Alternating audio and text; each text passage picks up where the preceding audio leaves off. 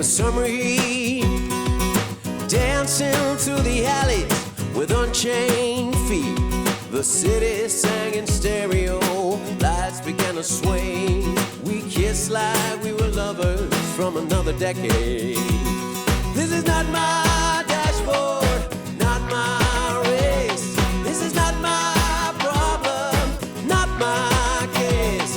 With the driver, the driven, the flashlight or the fog, the answer, the riddle, the leash or the dog. Mijn nieuwe single heet Not My Dashboard. En dat is geen alledaagse titel.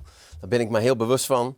Maar het ontstond in een droom. Ik heb vaak een terugkerende droom waarin ik dan in een auto rijd en verlies ik de controle.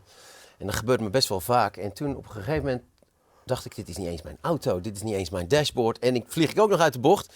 Dus ik werd wakker met dat idee van, dit was mijn dashboard niet, it's not my dashboard, dacht ik toen. En toen dacht ik, wat betekent dat?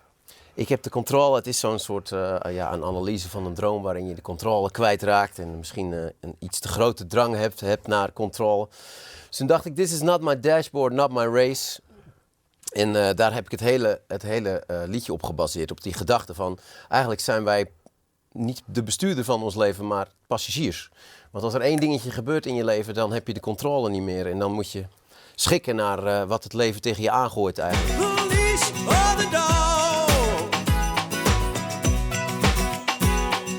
Headlights, headlights, show me where we are. I'm telling all my stories underneath the stars.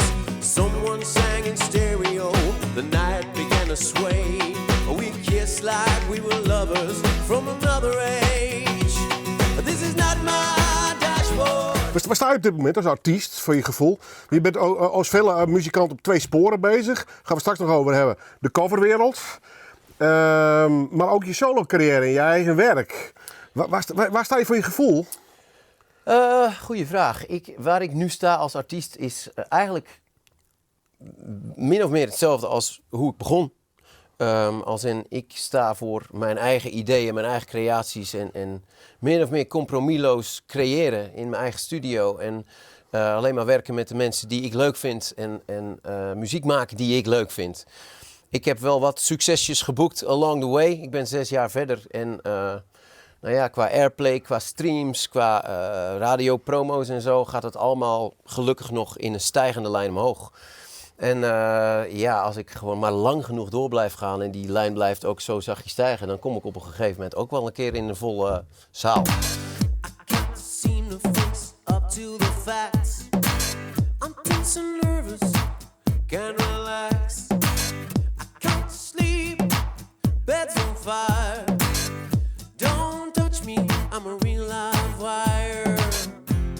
Psycho killer, qu'est-ce que c'est?